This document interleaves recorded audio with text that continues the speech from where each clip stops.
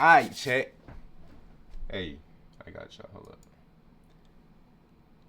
Killed by animals. 15 horrifying endings. Let's get into it.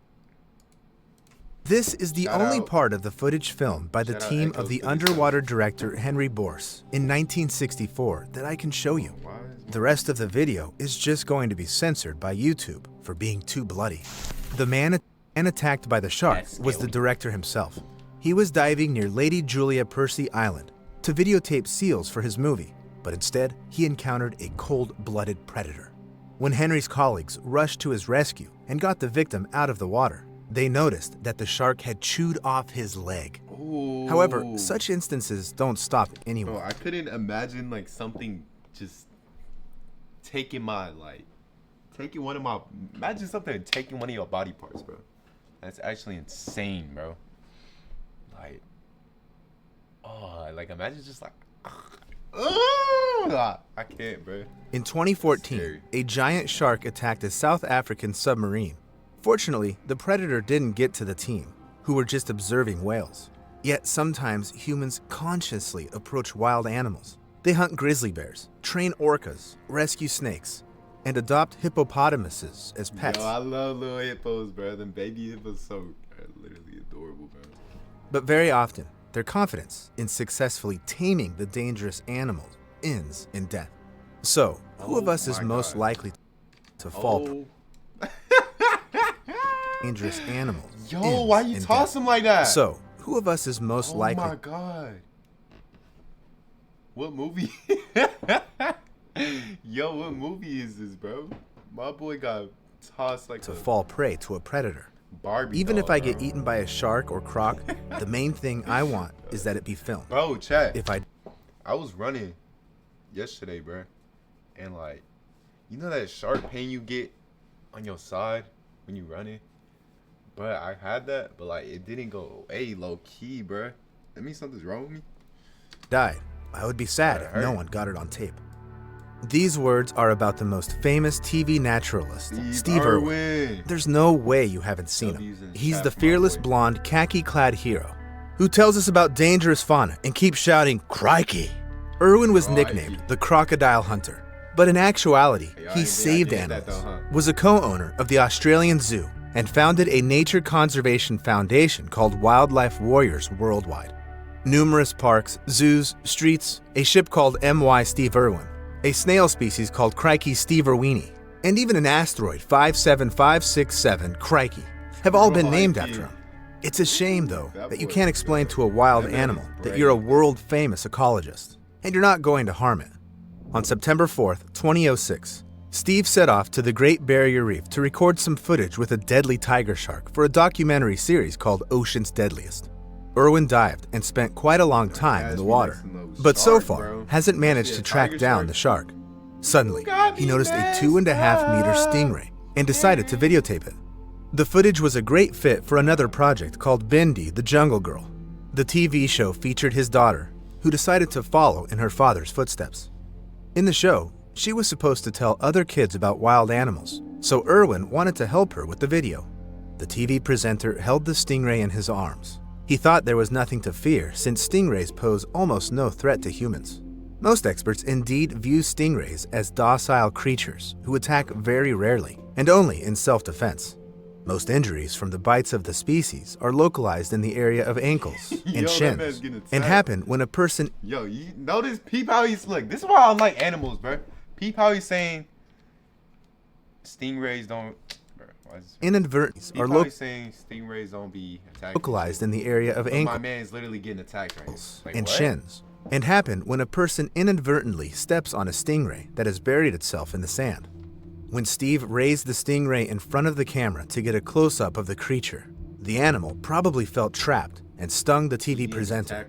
Despite being very painful, stingray poison is usually not deadly.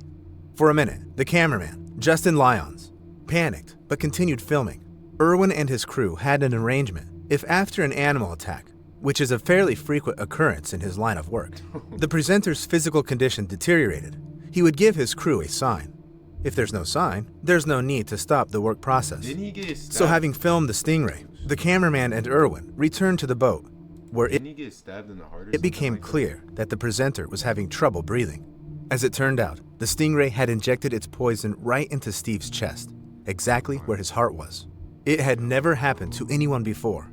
Because the stingray had hit a critically important organ, Irwin could not be saved. The fans were shocked by the fact that, despite having worked with highly dangerous animals for his entire life, their idol died from an ordinary stingray this man went through the most dangerous animals known to man, gets taken out by the injury. Of course, everyone wanted to see Justin's sensational footage, especially since Irwin himself would have wanted this. Nevertheless, Discovery Communications, the network that had facilitated Irwin's career, stated the video can never be shown on television. After the investigation, all copies of the footage were destroyed, except for one, which, as noted in the official statement, was given to Irwin's wife, Terry. Rumor has it that she also destroyed the tape without even watching it. Although there is a low-quality video circulating online called Steve Irwin Last Minute Video, it's unknown whether the footage is real. The ecologist's death became a great tragedy, but we can't say it had been unexpected.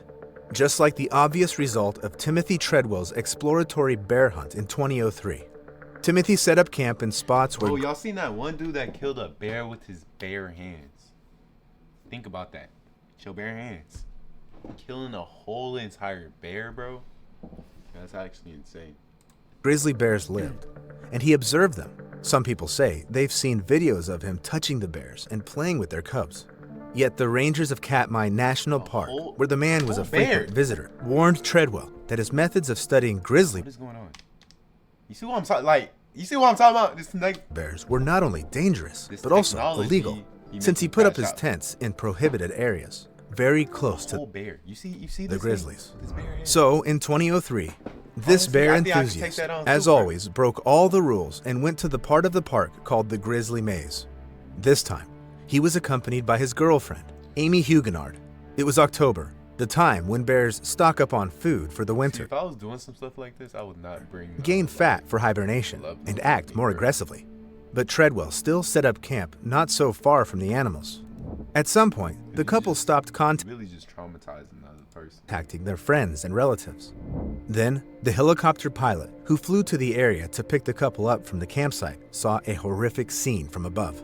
Disfigured human remains scattered around the tent. The park rangers were informed of the find and rushed to the site of the tragedy right away. There, they encountered an angry grizzly who had to be killed. The animal's stomach necropsy confirmed that it had mauled Timothy and his girlfriend.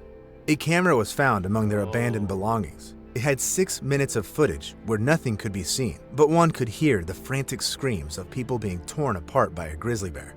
Different filmmakers tried to talk the rangers into sharing the video with them to make a movie about the event using real sound footage. However, the park employees thought it was inhumane. Still, the deaths of people in these two stories look logical. However horrible it may sound, such extreme biting their faces and enthusiasts had zero chances of staying alive. But how more likely to survive are the people who are skilled at taming wild animals? The training of wild animals has always raised heated discussion. The people in this line of work usually say they try to ensure the animals are kept in the most comfortable conditions possible to avoid causing them pain and stress. The animals often start to forget their life in wild nature, or don't even know about it, being born in captivity. The internet is teeming with viral videos of dangerous animals adorably playing with their trainers, and even gladly doing the tricks they've been taught. But that's not always the case. For example, in this doing the tricks they've been taught. But that's not always the case. For example, in this footage, you can see the accident that happened on February 24th, 2010, at SeaWorld Park in San Diego. During a program show, a female trainer, Tamari Tollison, was sitting at the water's edge near orcas named Orchid and Splash. Suddenly, the animals started aggressively pulling her into the water. It was all happening in front of the viewers, many of whom were children. The girl could not break free from the orca's jaws, since each of them weighed at least 3 tons. The other employees also didn't know how to confront the angry predators and save their coworker. But then, a trainer called Robin Sheets came up with a rather risky idea: to release another orca into the reservoir. It would seem that if the employees had been unable to reason with 2 orcas, there was no way they could deal with 3. But this orca was a dominant one. It approached Orchid and Splash, gave them some kind of a signal, and they let go of the girl. Tamari's life was saved. Nevertheless, sadly, not all sea predator trainers are this lucky. For instance, in the same year, a similar situation happened at SeaWorld, this time in Orlando. A trainer, Don Brancho, was assaulted by an orca named Tilica, who weighed almost 5.5. Remember that one kid is like, who wants to go to the Four Seasons Orlando? Tons. And in this case, sadly, the girl could not be saved. The park owners said the animals were looked after in compliance with all the standards, and the orcas were friendly to the trainers before that instance. Yet, according to zoologists, when the animals who had the entire ocean at their disposal get locked in the park's limited reservoirs, they receive psychological trauma that can manifest itself at the most unexpected moment. In addition, it's very that's the scary part, bro. Because it's like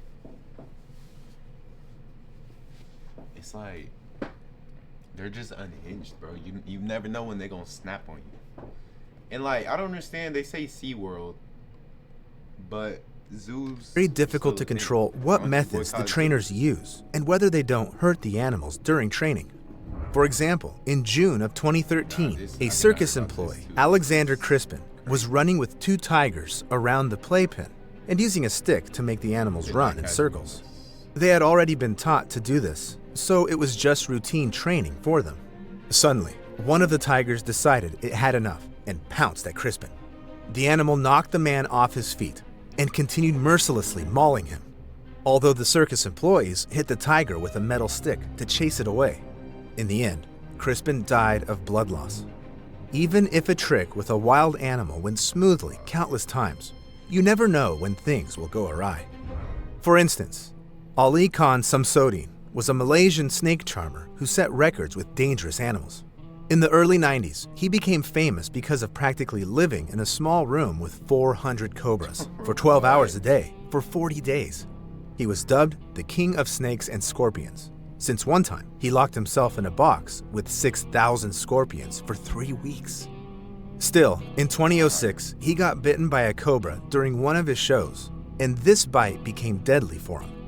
But how do animals behave with the people who treat them well, or even saved their lives at some point in the past? He's kissing a snake, bro. Like, what? A farmer from South Africa, Marius Els, was famous because of his pet hippopotamus, whom he used to ride like a horse. Bro, Marius so freaking cute, rescued it from a flood when the animal was still very young, and then he let him stay in his household. Humphrey, that's how Els called the hippopotamus, responded to its name, ate apples out of the palm of his owner's hand, played with them, and let the man brush his teeth. Just take a look at the teeth of a grown hippopotamus. It can easily chew your arm off. There was talk in the farmer's surroundings that the man treated the hippopotamus not just like an animal, but like a son. Marius didn't consider Humphrey to be dangerous, although everyone else noticed the animal's covert aggression. It attacked cows and even killed one of them. One day, Marius went on a hike with Humphrey and disappeared. Later, his body was found, ironically, in the very same river where he'd once saved the hippopotamus from the flood. Judging from the wounds, the animal had most likely mauled its owner and then dumped him into the water. For some reason, people sometimes think they can replace the mother for young animals. It might work with domestic animals, but not with wild ones. Still, a wolf trainer at Kolmorden Wildlife Park disagreed with this statement. In 2012, a woman, whose name the media chose to keep undisclosed, decided to visit the den of the wolves she'd communicated with back when they were pups. It's unknown how much time had passed since their last encounter, but her colleagues admitted they occasionally visit even the wild animals of the park so that they get accustomed to humans. Being sure the wolves would recognize her, the woman set out to see the animals alone and spent quite a long time in the den. When her coworker went to check on her, they saw the wolves tearing the woman's body apart. They barely managed to approach the predators to put them to sleep. The wolves simply wouldn't leave the victim's body alone. Unfortunately, the woman could not be saved. It's important to always remember that wild animals won't behave for instance, a domestic dog, who will recognize you after a long time apart. First and foremost, the predators see you as their prey. Nevertheless, some people think they can befriend even a python. I'll really snap with Elliot Senseman, from the town of Upper Macungie, Pennsylvania, spent around 10 years working with snakes. Once, he rescued a boa constrictor from a family who had been cruel to the animal. Elliot took the 8-kilogram reptile home to join the other animals he'd rescued before. But due to the stress experienced at the hands of its former owners, the snake was rather aggressive and not very prone to contact. Elliot's friends repeatedly told him he should find a place for the python to stay as fast as possible, because there was no way he was going to deal with such a huge reptile alone. But no one wanted to adopt the snake due to its excessive rebelliousness. On July 24th, 2022, Elliot's grandmother, who had come to visit her grandson, saw him immobilized with a python around his neck. As it turned out, Senseman was trying to clean the reptile's terrarium when suddenly the python attacked him. Elliot was trying with all his might to break free while his grandma was calling 911. Soon, the police arrived. They shot the python so that it would let go of Elliot, but it was too late. The animal had choked its rescuer to death. Yet Elliot wasn't the only person who came up with the idea to create an entire zoo of snakes single-handedly. For instance, there's the reptile house in Oxford, Indiana. In it, the local sheriff Munson kept 150 reptiles. He caught the snakes, bred them, and even sold them. Laura Hurst shared Munson's hobby, and 20 snakes from the house belonged to her. She paid them regular visits twice a week. But one day, Laura was found unconscious, with a reticulated python wrapped around her neck. Just like in the previous case, the woman could not be saved after the constriction. The police found a photo Laura had taken the day before the accident. This snake is believed to be the one who killed the girl. After a close look at the photo, Munson was horrified to realize that the snake wasn't one of the 20 reptiles Laura took care of. So, she just made a mistake and taken the wrong snake, which was why the animal killed her? We'll never know the truth. But Laura wasn't safe from being attacked, even by her own snake. Domestic animals, who have lived with their owners for many years, can also change their behavior very suddenly. Mike Tyson's Bengal... See, a snake do this to me. You know what I'm gonna do to that snake, bro?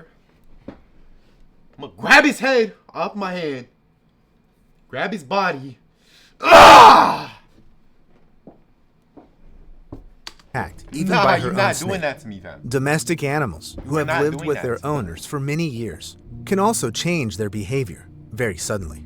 Mike Tyson's Bengal tiger, Michael Jackson's chimpanzee, Paris Hilton's kinkajou, Salvador Dali's tame anteater.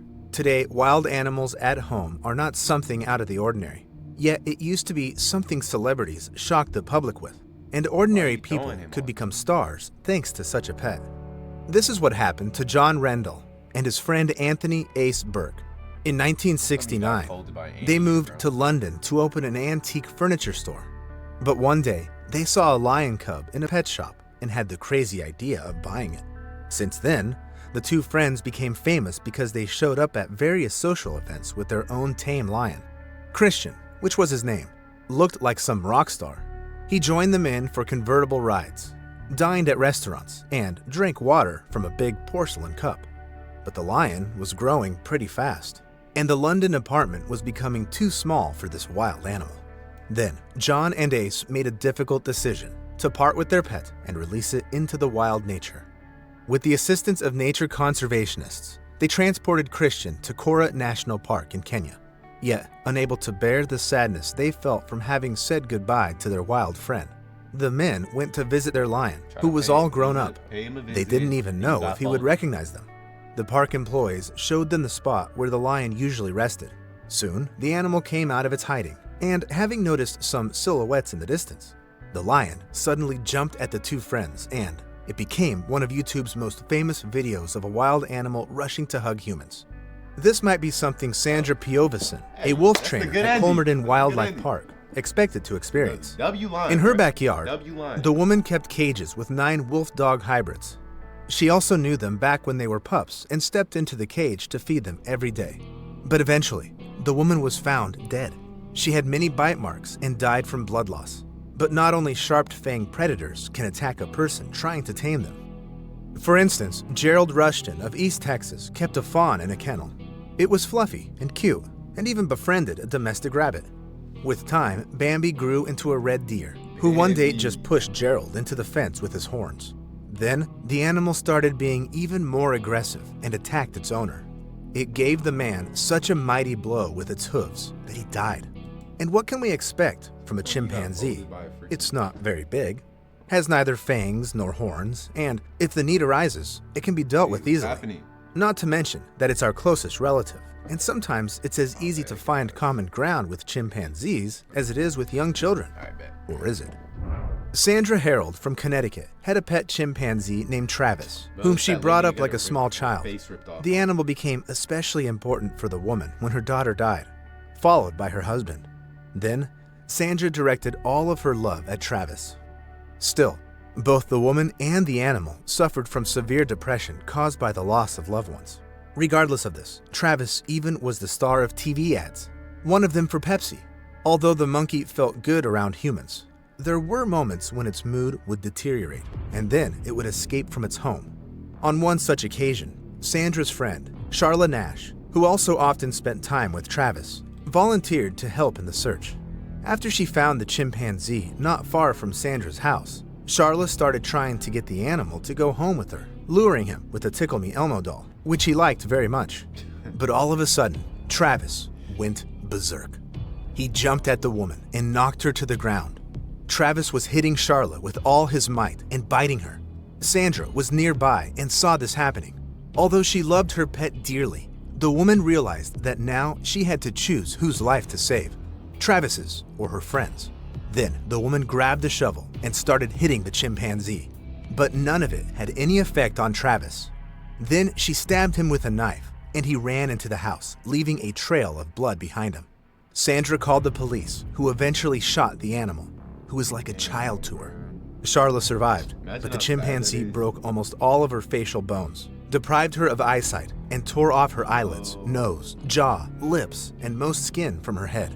Her life was forever changed, but if you think that only wild animals can attack you, you're wrong. You need to be cautious around domesticated and household animals as well. In 1991, Carl Hulsey was beaten to death by a 45-kilogram goat in Locust Grove, Oklahoma. For some reason, the man decided he could use a goat instead of a watchdog. While training the animal to protect the house, he often hit it with a stick. At some point, the goat couldn't take it anymore and started hitting its owner back with its horns. The goat gave the man so many sharp blows that his abdomen got torn apart. After the accident, the county authorities decided the goat had to be put down.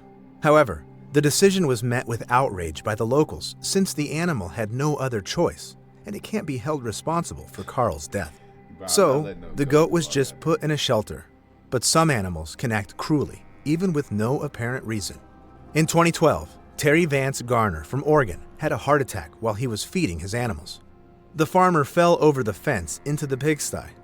Since these animals are omnivores, they simply went on eating their lunch and everything that was there before them, including their owner. So, as it turns out, it's best to be careful around all animals. No one is to trust, apart from cats and dogs. They would never. But wait, what do you mean by never? Trust cats. Many dog owners are sure that their beloved pet will not only never hurt them, but if such a need arises, will protect them from an attack. But in 2017, something strange happened. Bethany Lynn Stevens was found in the woods dead, her body mangled. By her side stood her two loyal dogs.